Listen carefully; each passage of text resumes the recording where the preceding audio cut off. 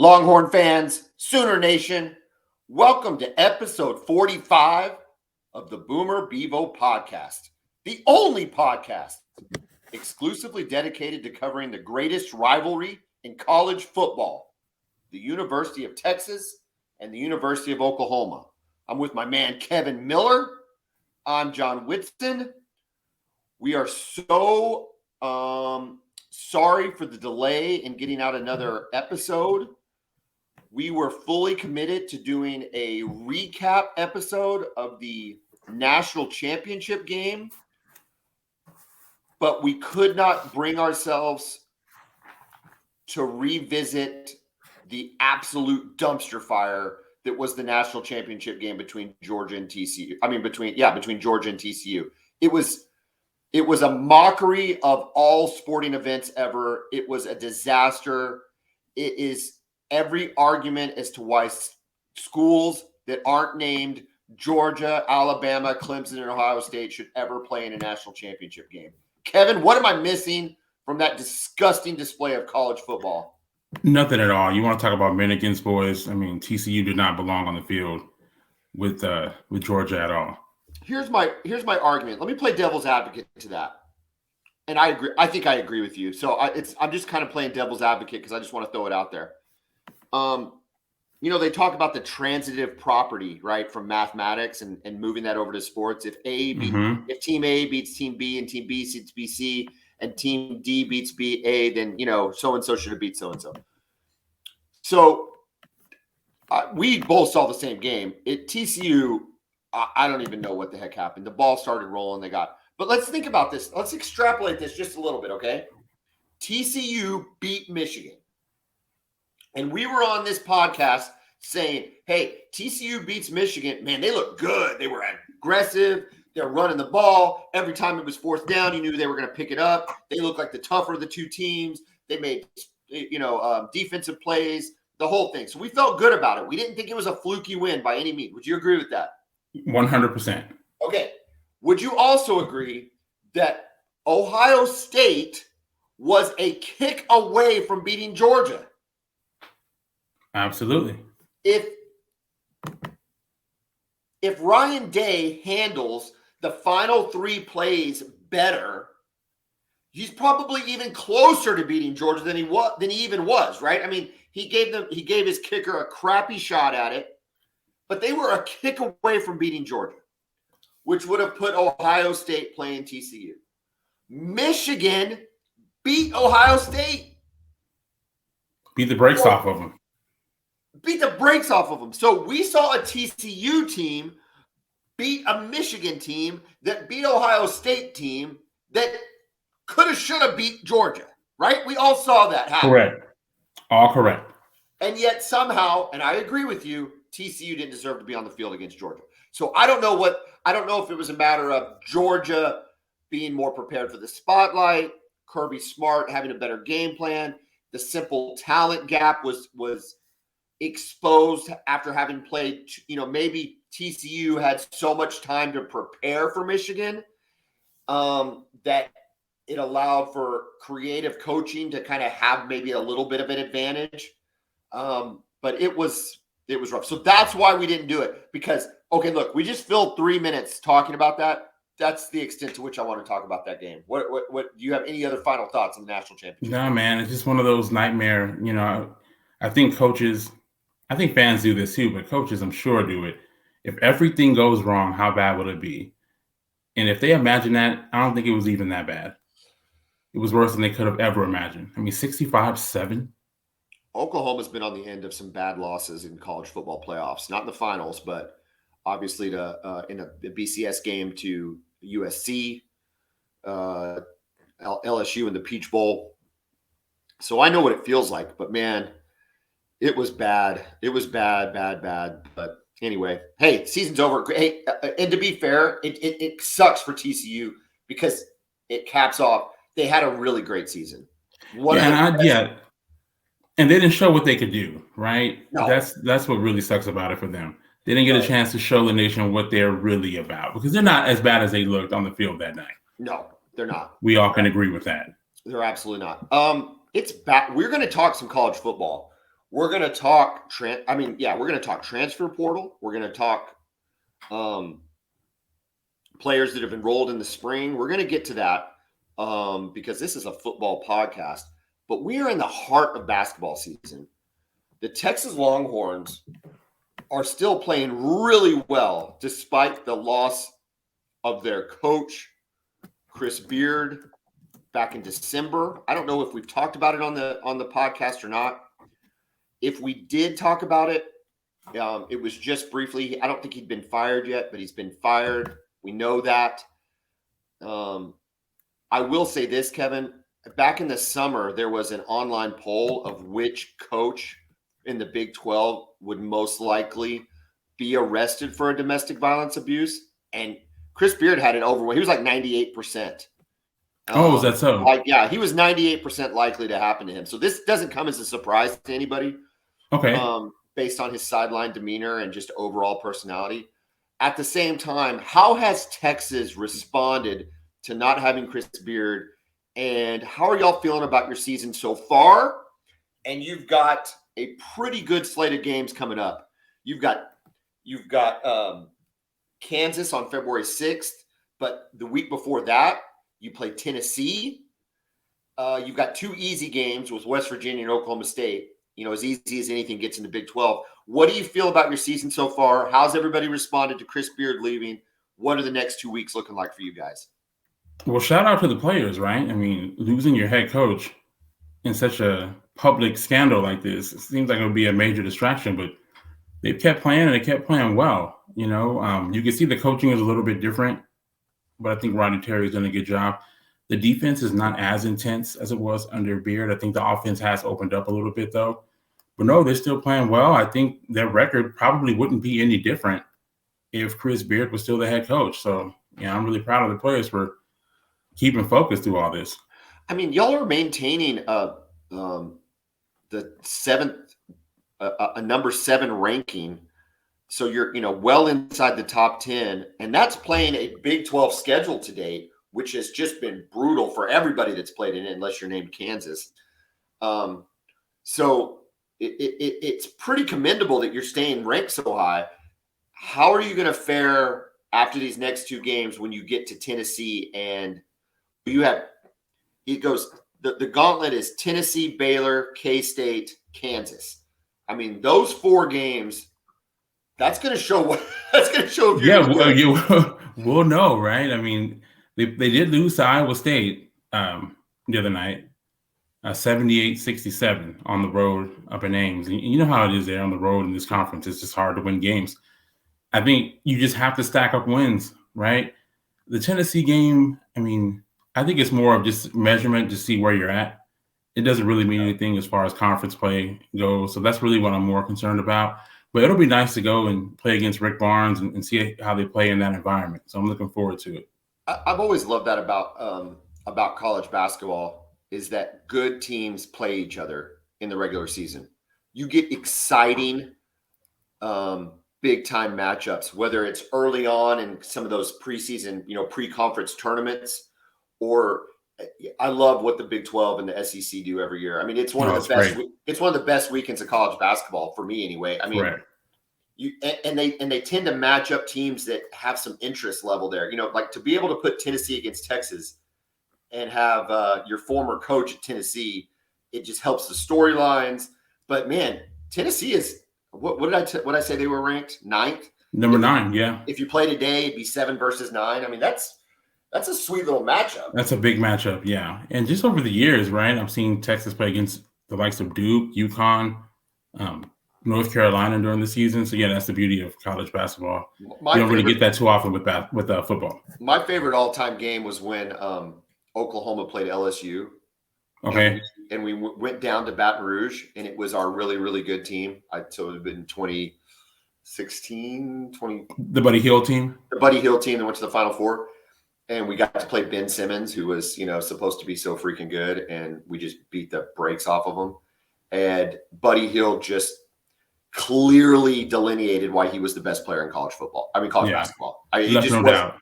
And it was a lot of fun to watch. And I But I do. I like that weekend. I love the fact that basketball teams will play each other. I think that's really there's doesn't seem to be that you don't have to work because there's so many games and 68 teams get into the tournament. You don't have to the strength of schedule. The strength of schedule argument is for the last 8 in, right? It's not the big boys can go lose 3 games. Nobody's going to, Yeah, they're still getting in at a high seed too. On the Oklahoma side of things, I am so pissed that we lost to Oklahoma State last night. There's really no reason for it. We're a better team than Oklahoma State. I know it's a road game, but one of their best players is hurt, played limited minutes. There's just no reason to lose. I'm getting really frustrated with this team. They're hanging around. They're a tough team. They seem to have a lot, but we got to start winning some of these games, and we need to have some second half production. And I'm specifically speaking to Grant Sherfield. Okay, Grant Sherfield is a nice basketball player. Would you agree with that? Oh, yeah. He's a walking bucket, man. He can score. Okay, but this is the problem I have, Kevin. It's like he's getting a tape. I feel like when he was in Nevada and prior to that, Wichita State, he probably had a much easier time getting his shot off. He seems to go into a shell when the other team decides they're going to go ahead and play defense on him. We noticed that in the Texas game and at the Red River game here in Norman. Yep, you did. You were there live and you saw it. And what's frustrating to me is not that he's not getting his shot off or not getting the touches. It's that he's very stagnant on the offensive end.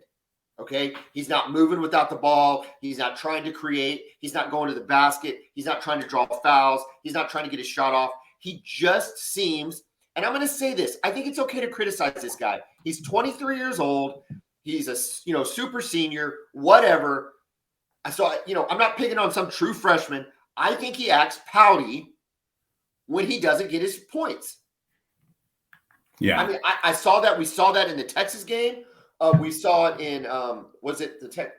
I don't even remember what other game it was. But against Oklahoma State, he went for 15 in the first half. He was getting shots up. But the minute he felt a little adversity in the second half, it's like he just kind of slumped his shoulders and, the energy level just went kaput. And it drove me nuts. Do you ever feel that way about a player? Oh, yeah, of course. And it's disappointing because he has the ability to do anything. He can take it to the basket. He can shoot the three. He can score even against good defense. In that Texas game, he was scoring some very well contested shots. I think he's north of 90% from the free throw line, if I'm not mistaken. I think he's like 91 or 92% at the free throw line. Someone can correct me. I know he's a very good free throw shooter. So, we just spoke about Buddy Hield. There's players will have hard times shooting the ball sometimes. That's just the way it works. And the other teams will figure out ways to defend those good players, especially in a league as tough as the Big 12. But good players, a la Buddy Hield, a la give me a Texas player. Give me somebody that y'all always liked at Texas. That was good. Kevin Durant. Not Kevin Durant. But you know what? Kevin Durant is a good example. I mean, Kevin Durant's kind of almost too good to be an example for anybody normal. But the point is, when they're struggling, what do they do to get their points? They get to the line. Yeah, get to the line. Yeah, they take it to the basket, get fouled. And you look up there and you're like, man, you had 15 in the first half and you've had 9 points all on free throws. That's what his stat line should have been yesterday. And it's like, yeah, you might not be getting your shot up, but they're going to call the foul. Now, I will say this. As an Oklahoma fan, and this as a Texas fan, we have been getting hosed by the officials all season. Man, all season. Especially in Big 12 play. The disparity in officiating is laughable. I mean, we cannot get out of this league fast enough. Did you see what happened to Dylan Mitchell? I don't mean to cut you off, but Dylan Mitchell, he's a 5-star freshman. He's a one-and-done guy for Texas. They're playing on the road against Iowa State the other night. He jumps up for a rebound. The Iowa State player literally shoves him, undercuts him. Kid falls from like 10 feet, right on his stomach, with his arm underneath him. No foul, no nothing. Ref standing right there. They can review that. Yes. That's the other problem. And if you're not watching this YouTube video, shame on you because I am getting animated. You can review that now. So there's no excuse. There is it was a flagrant one, at least a flagrant one. I know exactly what play you're talking about. It's a flagrant one. And on the Oklahoma side, Tanner Groves it gets called for the tickiest tack fouls at the offensive end, and then at the defensive end, and then on the offensive end, they can just beat the crap out of them. I mean, they are just shoving them around and knocking them down. Now, listen, if this is your first time listening to the Boomer Bevo podcast, Kevin and I rarely complain against refs. I mean, we joked about like the holding call statistic that both of our schools suffered this past football season. But we rarely complain about them because you got to take yourself out of those positions. Oklahoma didn't lose a football game because of the refs last year. Not one game did they lose because of the refs. So we don't complain about the refs. Kevin is not a ref. I'm saying statistically, you can look at the statistics of this basketball season in the Big 12, and Oklahoma and Texas are getting destroyed by the referees. And it's honestly bordering a little bit on ridiculous. Yeah, it's insane, man. I mean, guys are getting hacked, no call. And guys are getting called for just ticky-tack fouls on the other end. It's stupid. It's so frustrating, man. It's kind of what you see sometimes in the NBA in like certain refs. You know, if Scott Foster's officiating the game, it's going to be a badly officiated game. It's like that for everybody when it comes to Texas and Oklahoma. It's unbelievable. Every game. We did not lose to Oklahoma State. But I'll say this. We did not lose to Oklahoma State because of the refs. We lost to Oklahoma State because Grant Sherfield went 0 in the second half because he didn't get to the line. And if you're going to be the man, which he wants to be, then be the man. Go score. Go get points. Yeah, no one's stopping you. No one's getting in your way. Listen, dude, it's Oklahoma State. Yes, they are a good defensive team. Every team in the Big 12 is a good defensive team. You got to go get your points. So go get them. I will. Real quick. I want to shout. Uzon, though, true freshman, that boy just needs to go to the basket more. When he goes to the basket, good things happen. And a lot of times they're dunks at the rim, which is just awesome. 6'4" point guard, true freshman. He looks great. Jacob Groves, keep shooting, dude. Your shot is looking better and better with every game. And then Godwin, the walk-on, man, that guy can play with he's a white boy. You know what I'm talking about? Plays with the energy. So there's a lot of things to like about this team. Sherfield, I'm sure you're listening to the Boomer Bevo podcast. Shoot the ball, get to the basket, get fouled, make your free throws, give us some points, help us out in the second half. 84.6% from the line, by the way, for him so far. Okay. It's pretty – I'm sorry, 86%. That's still pretty good. Yeah. I apologize for everybody for 91, 92. It doesn't matter. 86. We're not far off here. No. So, Big 12 standing so far in basketball. Kansas State. Real quick, hold on. And then we'll talk about the standings. We talked about your gauntlet. Listen to this. Oklahoma, after losing to Oklahoma State, Baylor, number 21, TCU, number 14, number 4, Bama. That's the next 3 games. We're 2 and 4 in the conference, and that's what we have to go up against over the next. I mean, we could be easily 2 and 6 in conference before we even go play Bama.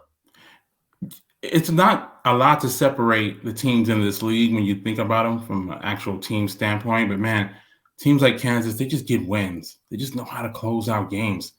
That seems to be the difference right now between a Kansas, a K-State, Iowa State, and Oklahoma. Kansas uncharacteristically lost that game against K-State. Yeah. That was one of the weirder coaching jobs by Bill Self, and I'm not a Bill Self fan. But that was one of the weirder coaching jobs.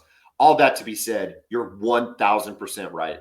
At the end of the day, Kansas figures out how to win games unlike any team I've ever seen. For years. Mm-hmm. For years now. It's uncanny. They've got an ability, and they've demonstrated it so often with so many different players against so many different teams that the only thing you can point to is Bill Self. I don't know what else you can point to. Am I wrong? No, it has to be. I mean, we've seen this for decades now. You know, we talked about this the other day. The teams that Texas and Oklahoma has taken to Allen Fieldhouse and still walked out with L's. The players that we've taken up there. You guys have taken Blake Griffin up there, walked out with an L. We took Kevin Durant. He scores 38 points, and we still lose the game. Well, we looked at that Buddy Hield game. How many points did Buddy have? Oh, yeah. Was it 40 48? 46, yeah. 48? I mean, still lost. Yeah, And we lost in it's triple insane. overtime. One of the best college basketball games I'd ever seen, but we still lost. I mean, and that was a great OU team, Final Four team. Texas Final Four team way back in 2003 with TJ Ford and them. Still went up there and lost to Kansas. That was a good team. Final Four team, yeah. That was a good team. Okay, I interrupted you earlier. Standings. Give us quick Big 12 standings. Yeah, Kansas State actually leading the conference right now, 5-1. Kansas has the same record, but obviously Kansas State has a head-to-head win the other night. What did you think about the K-State coach's comments about playing Kansas? The fact that you shouldn't hate that team. Come out because you like Kansas State, not because you hate Kansas. I get what he's saying. He's trying to build support, but man, listen, you keep beating him, then he's right. But man, it's just years and years of history there where you're always little brother to your in-state rival. I get where the fans are coming from. I don't want an Oklahoma coach to tell me not to hate Texas. Yeah.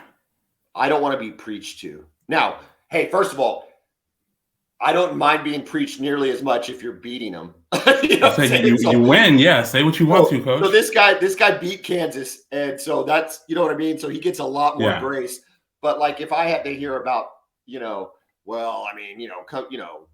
just another good team, and it's like, no. I hate Texas, and Venables said that last year. I've gone on plenty of rants as to why I hate Texas. So I don't want to hear.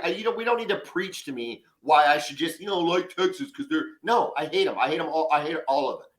No, and I agree. Like Brent Venables earlier in the season said, we don't want to get more excited for this game. All the games are important. I'm like, I don't know. This one's a little bit more important, man. It just is. It sure felt like Texas thought it was more important. Well, yeah. I mean, we've talked about that in length, so I still can't make sense of that. I mean, as excited as I was and as happy as I still am about the result, I still can't make sense of the result from Oklahoma State. I keep interrupting you. Kansas State. Yeah, Kansas State 5-1. Kansas also 5-1. Iowa State 5-1. They beat Texas the other night.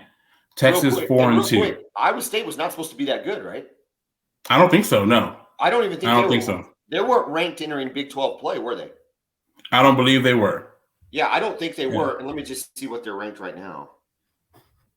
Oh, I had it pulled up. What does it say? What they're ranked right now in the nation? 12. Number 12. Yeah, 12. I don't know that they were ranked because I remember Oklahoma early on losing to them, and I don't think they were ranked when we lost to them. So you're right. I remember that they came into Norman, right? Yeah. Yeah. So and then Texas is right below them. Yeah, 4-2 for Texas. TCU at 3-3. Baylor also 3-3. OU 2-4, same Oklahoma State 2-4, West Virginia 1-5, and Texas Tech 0-6. Probably the biggest surprise in the conference right now. I think we're at the point in the season where we can start talking about this. Despite how hard the Big 12 is, I think at best you can get in at 8-10. And I think you have, at a minimum, have to be 8-10 in the conference. Yeah. And if you're Oklahoma, you might need to be 500. Yeah. There's plenty of time left, but historically the number was always 500 in the conference and 18 wins. If you could get to 18 wins and 500 in the conference, you were always in the tournament. Yeah. And that's usually the case. I know how hard the Big 12 is, but I don't think they're going to let you go down to like 7-11 in conference. And OU right now, like I said, 2-4, 11-7 overall record. Yeah. Texas at 15-3 overall, 4-2 in conference. I haven't seen bracketology lately. I imagine OU's out, right? I haven't seen it, but I would imagine at this moment, man, the hard part for OU is that you got to win these games against the likes of Oklahoma State. You got to beat Oklahoma State. Yeah, you can't lose that game. TCU's of the world, Baylor, got to handle business, even though Baylor is probably better than their record shows. Even Texas played them, and I mean, they have to come back. Baylor's still ranked 21 in the country. Mm-hmm. Yeah, so they're obviously well respected nationally. So it's fun though, man. It's Big 12 basketball is fun, and it's not the same level of anxiety as we get from football. So I just enjoy it. I was pretty pissed off last night when I was watching. Yeah, I get it, but it doesn't ruin your weekend. No, it ruined like my losing a football game. It ruined my random Wednesday night. If your random Wednesday night is ruined by a house fire and you're having trouble with your insurance company, you need to call Brown O'Haver at 405-735-5510. Brown O'Haver adjusts insurance claims for the insured, not the insurance company. Insurance companies do not want to pay out money on insurance claims. They just don't. They're not in business because they pay out on insurance claims. They pay out begrudgingly. You have to take it from their dying hands. Make it a little easier. Let Brown O'Haver extract it from their dying hands and methods that they've used for over 20 years in the state of Oklahoma. Call 405-735-5510 if you're having an issue with your insurance claim. If you're a homeowner or business owner, give us a call. Let us adjust the claim for you to get you paid more money more quickly. 405-735-5510. Kevin, Oklahoma is getting a lot of love on their transfer portal game. On3 had us ranked as like the 7th most active team in the portal. In 24/7, we're ranked 10th overall in the portal. Now, explain to me these rankings, because this is the first time I've really paid attention to them. I paid attention to the portal, but never really the rankings. Do they take the additions and the subtractions, like the stars on each player? Is that how that works? Or is it That's only how I imagine. additions?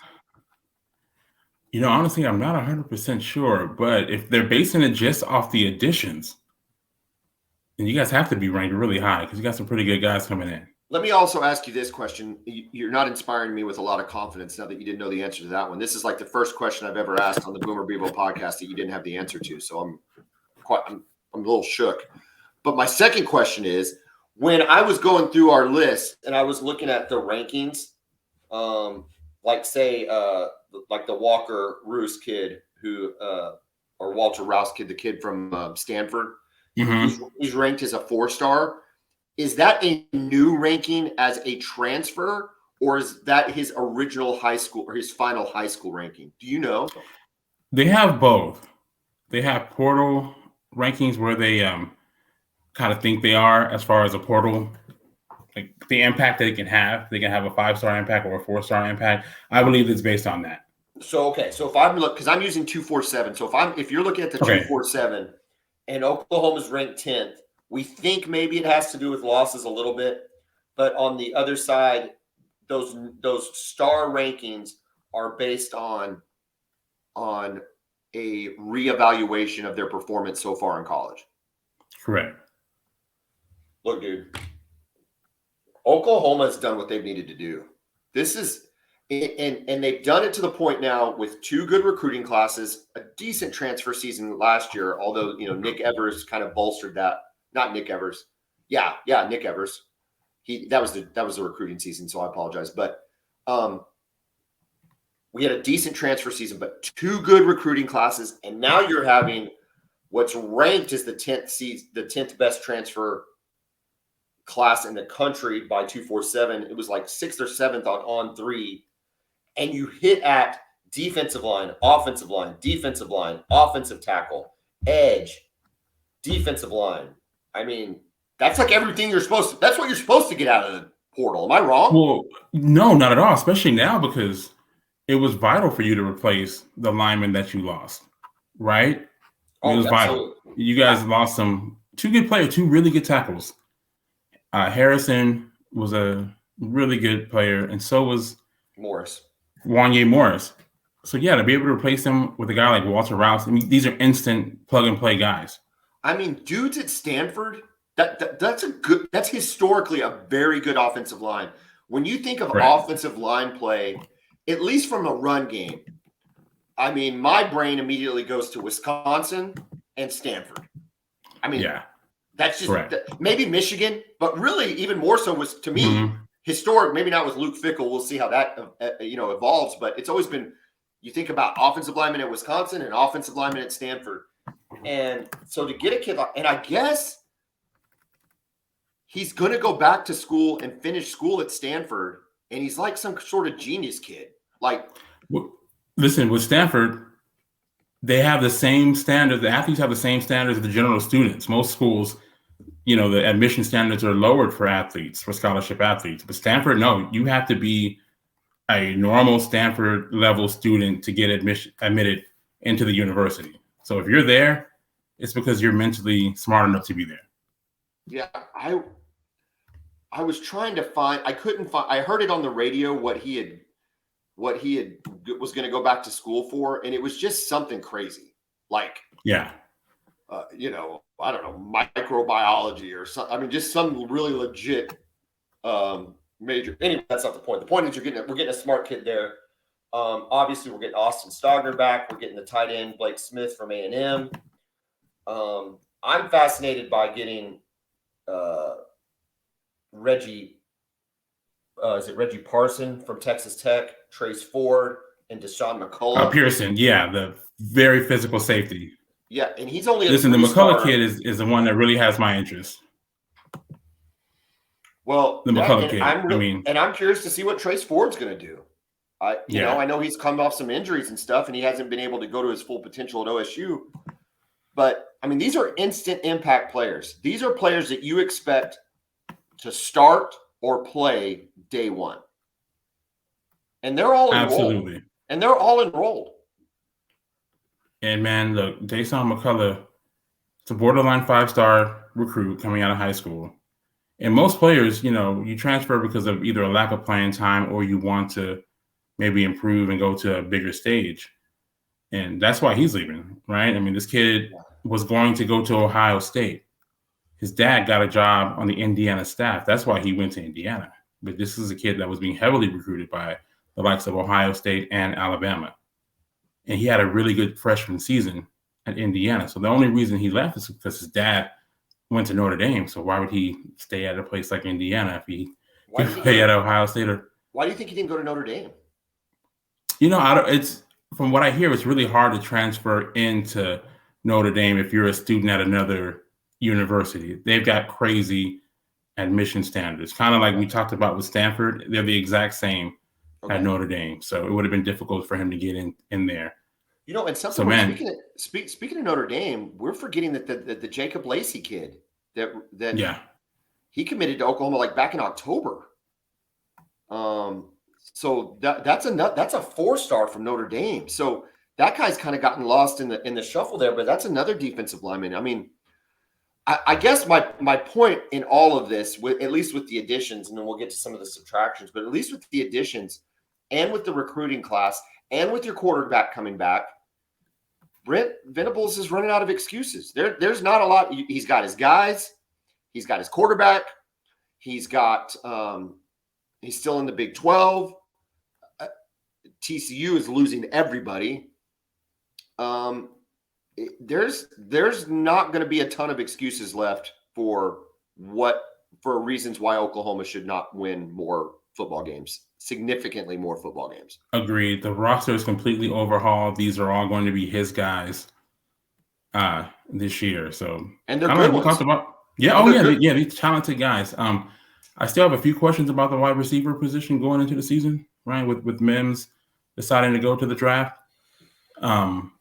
They brought in a couple guys. The kid from Michigan, I just don't know much about him. I don't remember him being much of an impact guy at Michigan. Theo Weiss is gone too. So, but again, the portal window closed today, but there'll be a second one. There'll be a second one after spring practice ends. Okay, let me ask you about that window. And because I was going through the list of departures, guys like Bray Walker and Agwebu, which I think is a loss. I think Oklahoma's trying to I think it's a huge loss. He had a great season. Oklahoma fans trying to go, well, I mean, no, he was one of our leading tacklers. Now, listen, he up until this season, he was not an impact player, but under Venables, he's one of the guys. Yeah. You can say he really improved playing in that defense. I mean, I'm happy if he's leaving because he feels like he's not going to get a guaranteed start. and doesn't want to compete or whatever, then that's, I guess, whatever, good riddance if you don't want the competition, I guess. But regardless of why he's leaving, that's a loss. He had a lot of tackles, another year in the system, another year playing next to Stutzman. Maybe he doesn't win, but I would have just loved to have him in that room pushing whoever was going to win. So that position, that starting spot. So I'm concerned about that. But here's my question about Ugwoegbu and these guys is they haven't committed to anybody yet. So the window is closed. Can they commit after the window though? Correct. You just have to be in the portal by a certain day. So that's correct. You just can't be in. You just can't leave. Decide you want to enter the portal after today. Okay. So there's not a commitment date though. That's just a declare you're in the portal date. Correct. You can still do visits and everything. The receiver, A.D. Mitchell from Georgia, we'll get to Texas later, but he entered the portal yesterday, and he hasn't committed anywhere. He'll be taking visits over the next few weeks. So, but what are they going to? Are they not going to play in the spring semester, or are they going to try to enroll in like second half semester classes, or how does that work? That's I'm not exactly sure because we're running out of time, right? For you are most classes started on Tuesday. Didn't I've already started this week. Yeah. Yeah. So I imagine most kids will be deciding pretty soon. Well, I don't know.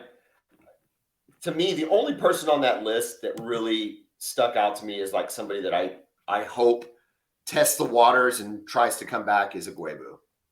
Everybody else, I mean, I agree with you. First of all, we both like Theo Weiss, but nothing really ever. He didn't live up to what. He was a 5-star kid. I mean, top receiver in the country, arguably, when he came out of high school, out of Allen. And he just never really lived up to it. He always showed flashes, but never became that consistent guy who we thought he could be. I thought he had the makings of a number one receiver, and we just never saw it. To me, when it comes to the transfer portal, man, unless you're a starter, and sometimes you lose talented guys, right? Guys want to play.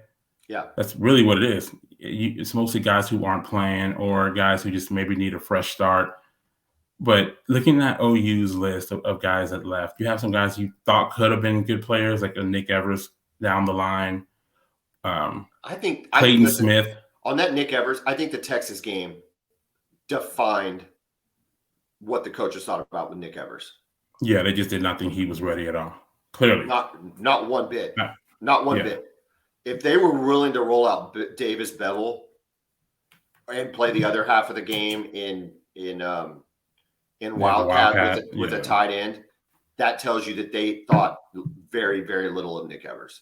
Yeah, they did not think he was ready at all. If there was ever an opportunity to give a kid snaps, I don't know, maybe when you're down 49-0 in the fourth quarter against Texas, and he didn't even. It never was a thought. And the fact that you have you can play in 4 games, right? Yeah, and still redshirt. So it's not like back in the day when you take one snap on special teams, your red shirt is burned. It's not like that anymore. So you also lose the Bray Walker kid from I think he's from Westmore. Yeah. He just never could get going. He's borderline 5-star guy come out of high school. He just never could really get on the field. Yeah, that OU fan, especially under Lincoln Riley, was starting to get critical of Bill Bedenbaugh as the offensive line coach. And so that Bray Walker kind of is that example of lack of development. Like you have the talent, you recruited him, this is your guy, and you couldn't get him to where he needed to be, and you had to go to the transfer portal. That I think frustrates Oklahoma fan to see that level of talent leave and never have that potential realized.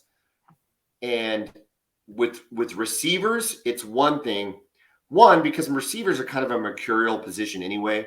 But number two, we're like on our 3rd receiver coach now in 2 years. Different offensive systems. Receivers are prima donna. All those things can be made an excuse as to why you'd lose receivers.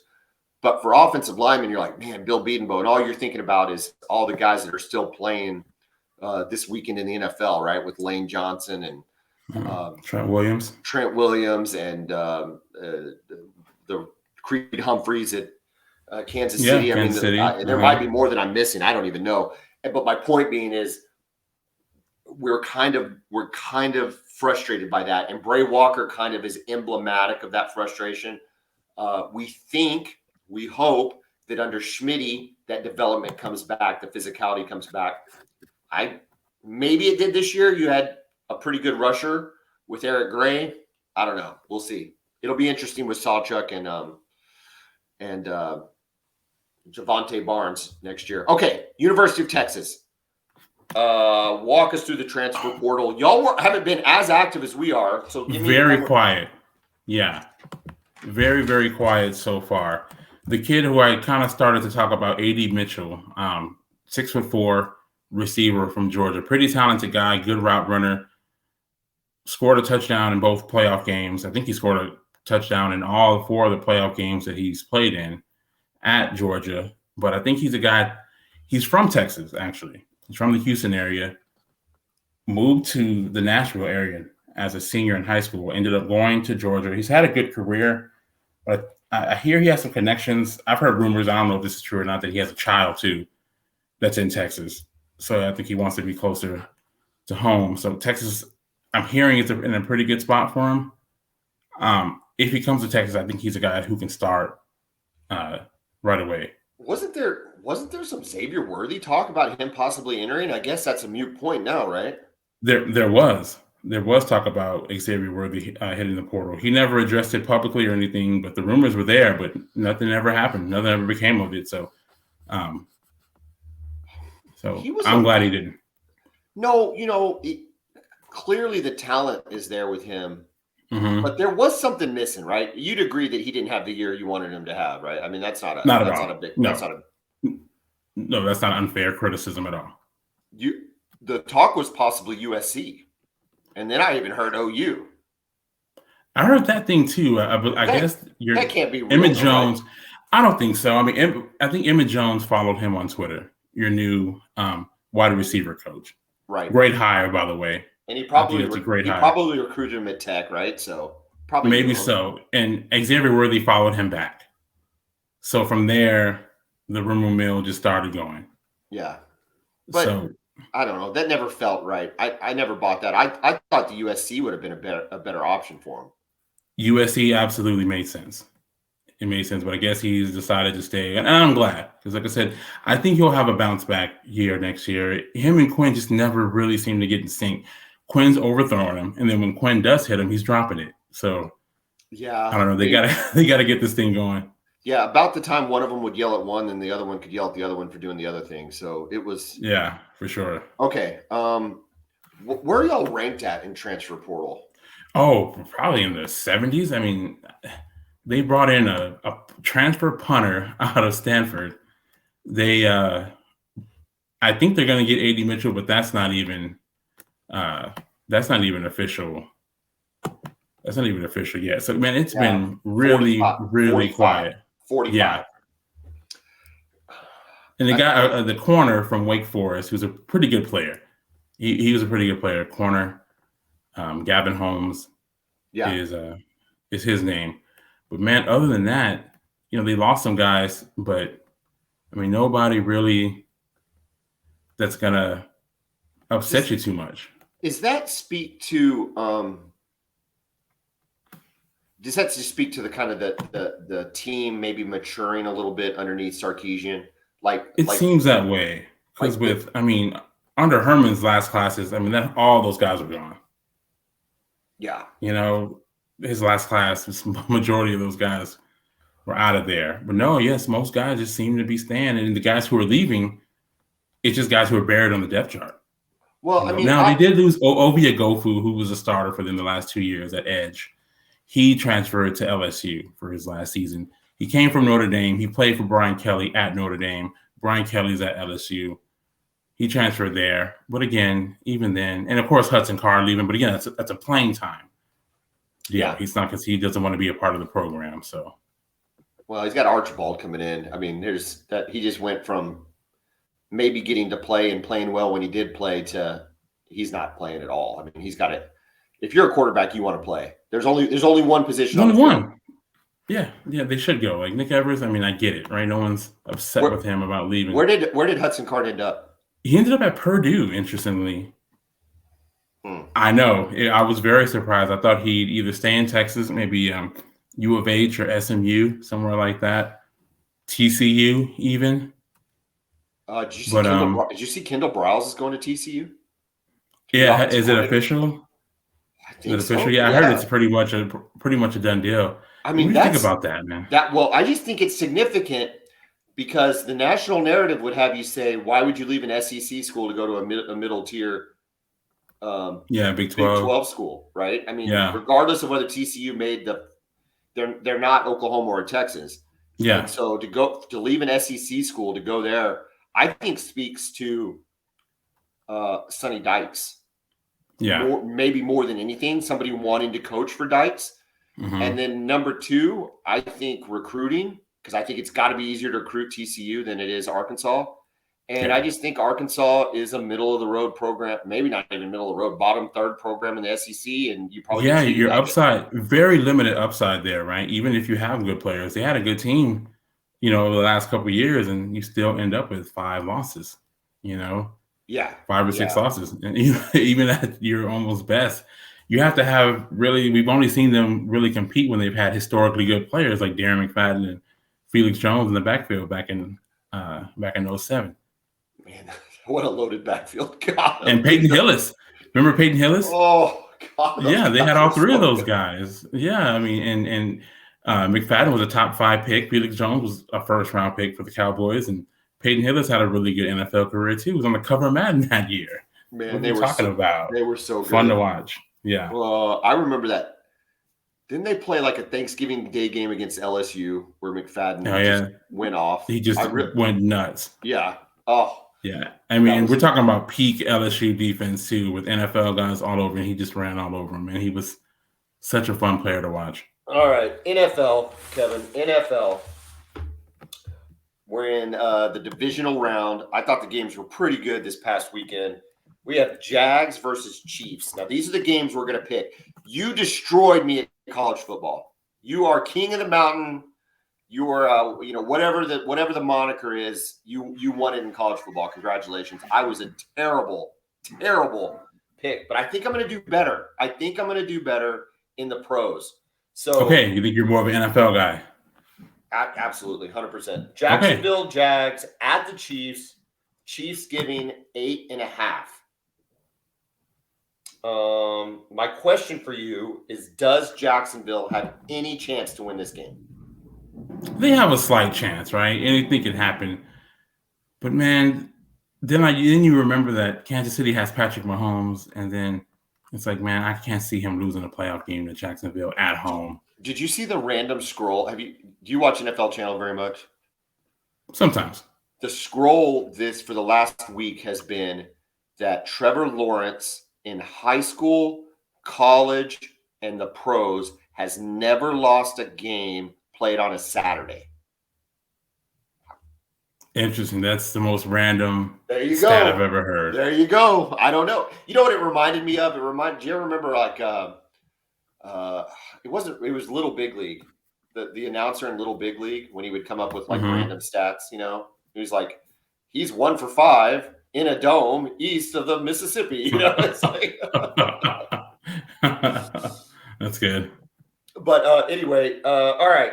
I'm going to take the Chiefs. I think the Chiefs win by 10. And same. Nice comeback for the Jags, though, against nice comeback for the Jags against the Chargers. Yeah, this is different, man. It's just Patrick Mahomes, and he's the difference in all this. Is it wrong to admit that I turned that game off? Oh no! Why wouldn't you have? I just basically had it in the background. I was on my computer and I just looked up and I'm like, oh, they scored. Then, oh, they scored again. Oh, they scored again. And if you really think about it, though, real quick, the Chargers offense never looked great, even in the first half. It was just a turnover. They're getting the ball inside the 20. Yeah. You're going to score at least a couple touchdowns, right? My son, Jeffrey Whitson of Brown O'Haver, got married Saturday. Congratulations. So we had the wedding. and we had like a rehearsal breakfast, and then we had the wedding, and then we all went to dinner, and it was great. Beautiful Rachel, the new daughter-in-law, is fantastic. But anyway, we get back to the Airbnb, and I'm exhausted.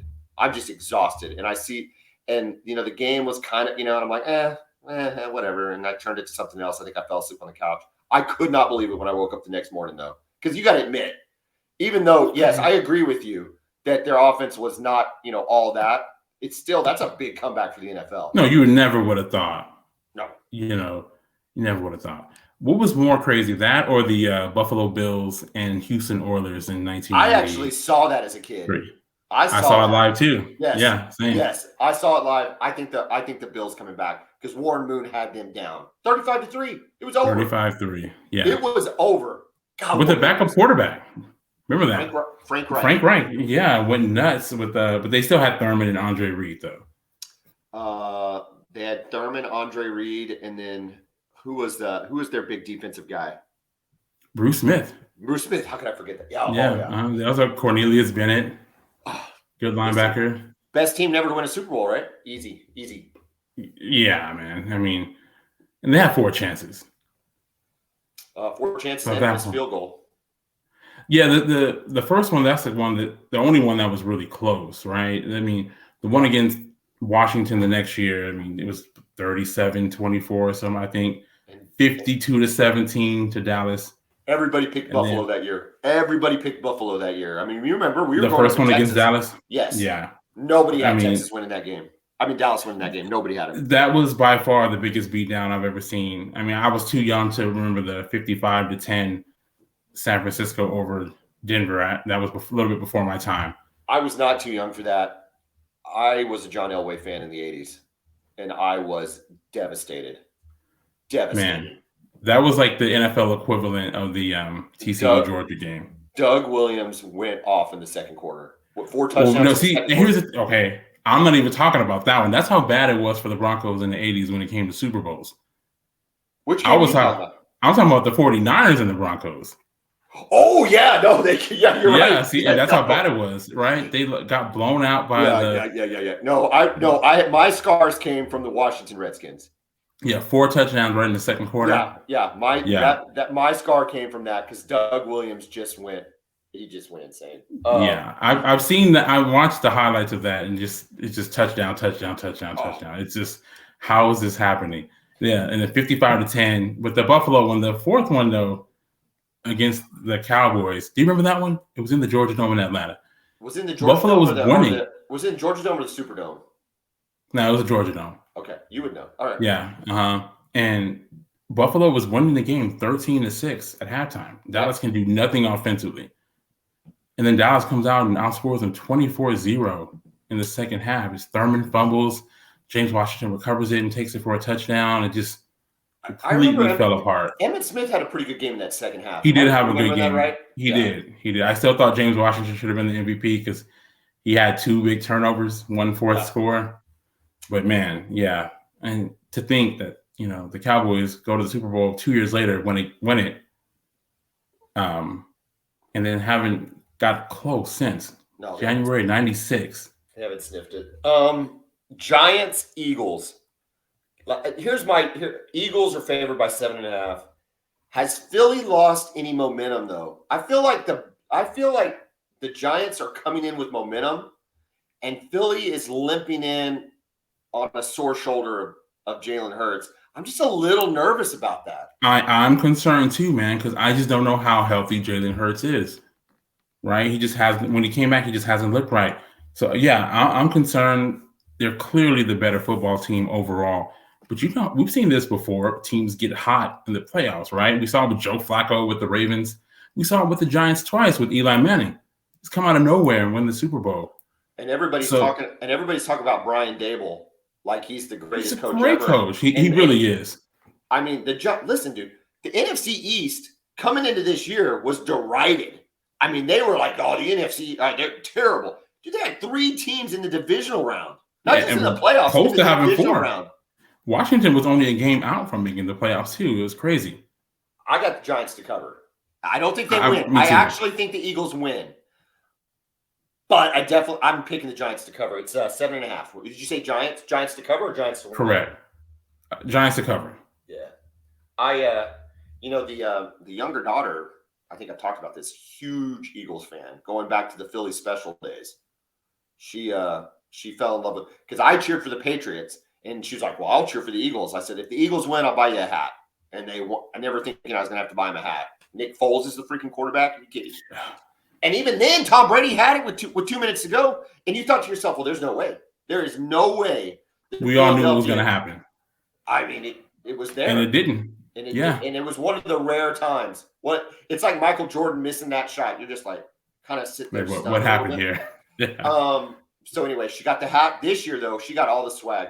She got a Jalen Hurts jersey, so she wears that. She got the Eagles hoodie. We've watched Invincible with Mark Wahlberg like 12 times. So for her, I want the Eagles to win. Although I'm not really a big Eagles fan. And even though Jalen Hurts is an OU quarterback, I'm just not a big. I don't know. No, he's not one of y'all. You don't. I think I'm enough. You claim him? Yeah, I claim him. I'd have claimed him more if he'd have played better against LSU. But here's the problem. I think I'm enough of a Cowboys fan that I just don't like the Eagles. Same. Yeah, I was not happy when they won the Super Bowl. Mm-hmm. Come on. I'm not a diehard. No. We're clearly, you and I are. I mean, it's a Boomer Bevo podcast. It's not the Cowboy podcast. I'm not a freak NFL guy. I mean, playoffs come around, I get pretty fired up. But Cowboys are on so much in both when we were growing up in Texas and now here in Oklahoma City that you just find yourself going, okay, well, if I got to watch you, at least win. And they just break your heart every year. But I just can't cheer for I feel weird about cheering for the Giants. I mean, I couldn't. No, I can't cheer for the Giants, man. No. I mean, I was happy. It was exciting to see them beat the Patriots after the 2007 season, right? No, it wasn't. I wanted to see perfection. I wanted perfection. Okay, nah, man. It's just Brady, the Patriots. I wanted perfection. Okay, what do we got? I think this is the game of the week, without a doubt. I think it was going to be a great game on Monday Night Football, and then the horrible thing happened to Hamlin, which I think is fantastic that he's coming out of it. Yes. That was scary. You and I don't think we talked about it on the podcast, but you and I have talked about it. That was nuts. I think that was going to be a heck of a game. Now this is shaping up to just be, I think, game of the week, game of the year, maybe. I've got Buffalo at -5. Is that right? Yes. Buffalo giving 5. Buffalo giving 5 in Buffalo. Josh Allen versus Joe Burrow. I love it. I'm taking Cincinnati to win. Same. Cincinnati to win. I got him to win. I don't like the way Josh Allen has been playing lately, man. He's been too erratic. Too many turnovers. Yeah. Yeah, no, too many turnovers. And you know what? They talk about that with Dable. That Dable was his offensive coordinator, and when he came on the scene, he lowered those turnovers. And now that Dable's gone, that turnover number is going right back up. The talent's there. You can see it. And I love the way he runs the ball. Josh Allen he reminds me of John Elway. We were talking about that. It's got a lot of Elway in him, running the ball, slinging it around. But he also has that Elway kind of do some stupid stuff every once in a while. He kind of reminds me, and I remember when I heard this, a scout. I heard it from an NFL scout. And it's like Cam Newton. Think about it, man. I mean, they got the same build. Both really tall, very athletic guys, cannon arms. Sometimes they can be a little bit erratic with the decision making. I am going to look the stats up on that because in my brain, in my gut, I have to think Josh Allen's a better thrower than Cam Newton. Yeah. Josh Allen is fascinating to me because I've never seen a player improve his completion percentage like he has. But did he drop this year, though? Yeah, it was just slightly. Okay. But I mean, when he first came into the league, and we're talking about almost historically bad. I mean, he's in the mid 50s. Yeah. From a completion percentage standpoint, I mean, like Tim Tebow, completion percentage, and for him to get up to, in the high 60s, it's been incredible to watch him rise. I did not believe that he was going to be a great player. So. But on the other side of the ball, Cincinnati is an easy team to root for. I like Burrow. I think he's a fun player to watch. He slings the ball around. Jamar Chase might be the best receiver in the league.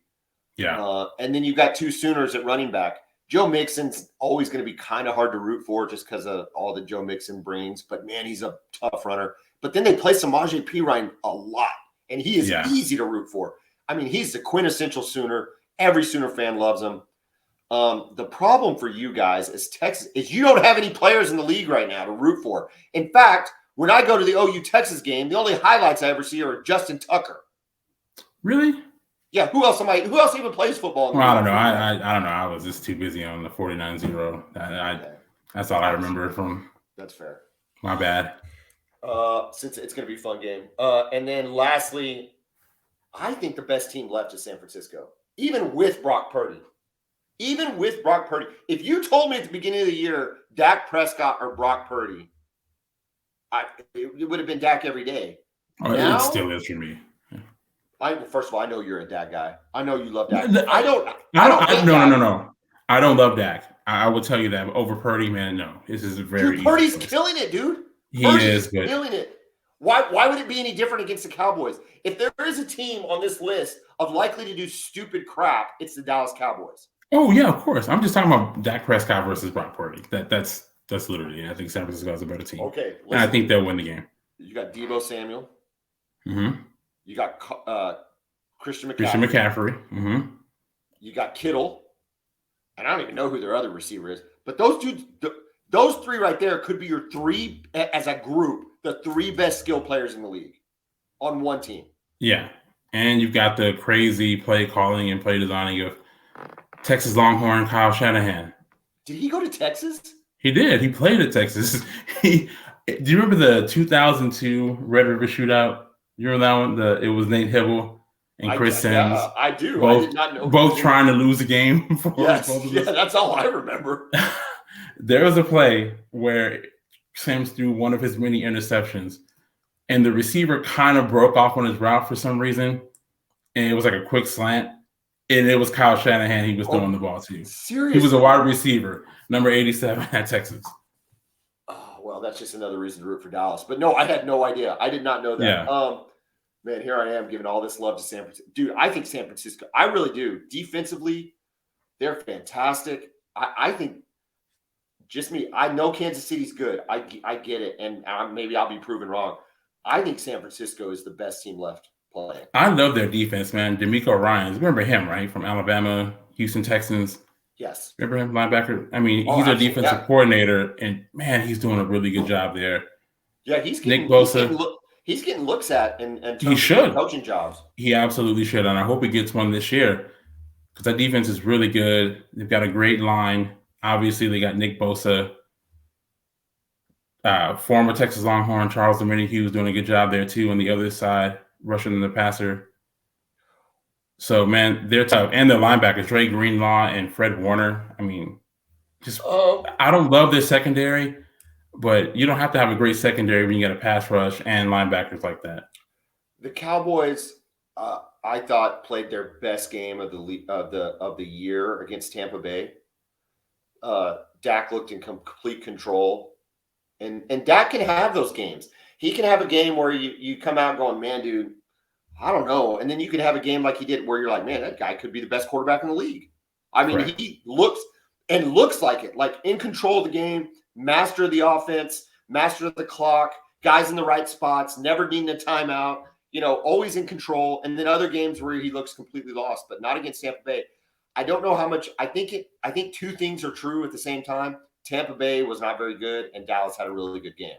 So I'm willing to say Dallas had a really good game.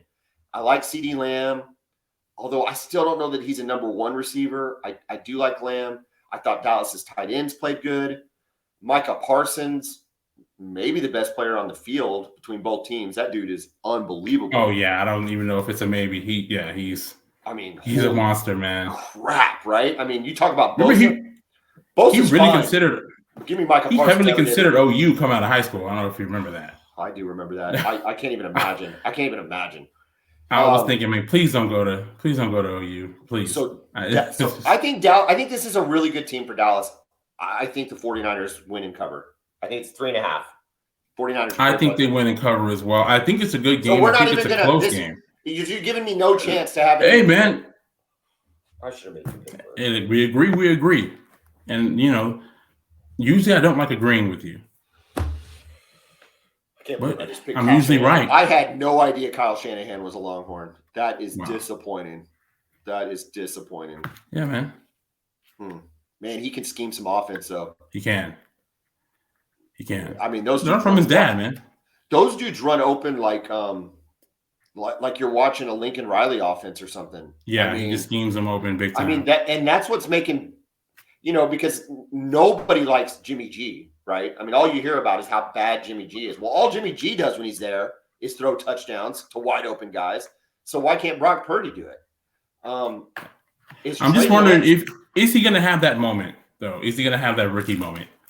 It has to happen at some point, right? Where he just throws just a horrible interception.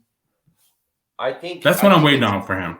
I think it's a much better chance of happening in Philadelphia against the Eagles than it is against the Cowboys in not Candlestick, and wherever they play. Where do they play? Levi Stadium is what it's Levi called. Stadium. Remember old Candlestick? That was the man. What a dump. Come on. It feels all muddy. I loved it, dude. I remember when Joe Montana just got rocked. Oh, by Lawrence Taylor? Oh, or no. It was it Lawrence Taylor? Or was it Hamilton? One of those guys. Might have been Leonard Hamilton. It was a giant. I don't think it was Taylor, but it doesn't. And that was it. That was at Candlestick and in the mud, and man, he was just destroyed. Yeah. 92 NFC Championship game, Cowboys and 49ers there. In that nasty, muddy field, Cowboys went up there, got to the first Super Bowl, at least of the Jimmy Johnson era. So Jimmy Johnson was a fun coach. People forget that Barry Switzer, you still have to be a good coach to win a Super Bowl. I don't care. He does not get enough credit winning 3 national championships and a Super Bowl. I mean, you got to give him credit for it. You do. Did you ever watch Troy Aikman, The Life? The Football life. Yeah. He cannot stand. He did not like Barry Switzer as his head coach. He just didn't like him. He couldn't stand the way things were operated. Well, and it's funny because he was so excited when Switzer got hired because he was saying this guy's the greatest motivator I've ever seen. Yeah. And he was just the ultimate players coach in the NFL. Just kind of, he was just there to kind of steer the ship. It wasn't like Jimmy Johnson who was just in their face all the time. Well, he couldn't do that either, though. I mean, he's not Jimmy Johnson. And if you tried to come in and beat Jimmy Johnson, it wouldn't have been received well. They made it to an NFC Championship game against a Steve Young-led 49ers team. That's not a bad team. That was a good team. It was a great team. Deion Sanders on that team at the absolute peak of his career, defensive player of the year. Jerry Rice is still on that team. Jerry Rice, and he's still in his prime. Who hadn't missed a step. I don't think he missed a step at 95. So, everybody's mad at, Barry then for losing to a very good team and then goes and wins a Super Bowl the next year and still just never I don't know. Maybe that's I know that's a little homerism, but I just always a little bug by it. I was like, you should get some credit for it. Real quick on that game that they lost, that NFC Championship game. You want to talk about a nightmare start for the Cowboys. Troy comes out, throws a pick six. Yep. Second drive, they throw a slant to Michael Irvin. He catches it, gets hit, fumbles the ball. They go down to score the very next play. Then on the kickoff, Kevin Williams fumbles the kickoff. San Francisco recovers and scores in 2 plays. So it's like 5 minutes gone, and it's 21-0. But they came back and made it a game. They came back and made it a game, yeah. I think Michael Irvin, that's probably the best game of his career. I mean, I think he had like 12 catches, almost 200 yards receiving, 3 touchdowns. He was unreal. I remember that season because the 49ers played the Chargers in the Super Bowl. Oh, man. And they just killed them. And all I remember is Steve Young. And I was never a Steve Young fan because I was always a Joe Montana guy. I never liked Steve Young. I always thought Joe Montana got the shaft. Like, all the dude did was win you 4 Super Bowls. Like, what are we even doing here? But that's fun. Whatever. So they had Steve Young. And remember when he's like walking around the sideline, like pulling the imaginary monkey off his back? Yeah, do you remember that? Monkey off my back. He's like, never forget it. My back. The monkey's off my back. And I'm like, come on, bro. Like, I don't know. He's not a Steve Young guy. I don't even know if I like him on ESPN right now. I don't even know if I like him on ESPN. He's kind of pompous a little bit. He's a little know-it-all-ish. And, I think he's one of those smartest in the room guys. He's a smart guy. We're going to go to BYU. Yeah, he went to BYU. I think he's an attorney, lawyer. But you're 100% right. He thinks he's the smartest guy in the room, and hell, maybe he is. I don't know, but He probably is. But he just bugs. You never want to tell people that. Kevin, we just went an hour and 9 minutes. You know what I was worried about? That we wouldn't have enough to talk about today because college football is over. But clearly, the Boomer Bevo podcast can bring it whenever we want. So for all you listeners out there, wherever you're listening to us, whether it's on the Ref Podomatic or you're checking us out on YouTube, make sure you like, subscribe, follow, whatever the case may be. Check us out. We're going to try to do a show every couple weeks to keep putting out some content for you guys. We love the support we've gotten over the last 3 or 4 months of football season, and we want to make sure we keep bringing you stuff during the offseason. So if there's something you want us to talk about, hit us up in the comments. Hit us on Twitter. I am off Twitter. In other words, it's not on my phone anymore, but your man Kevin Miller is checking all the tweets. So you can hit him, and if you want to say nasty things about me, feel free to put it in there. Kevin, I love it, dude. I'm looking forward to some football. We'll get something before the Super Bowl, and we'll break it all down. But have a good night. Boomer. Hook 'em.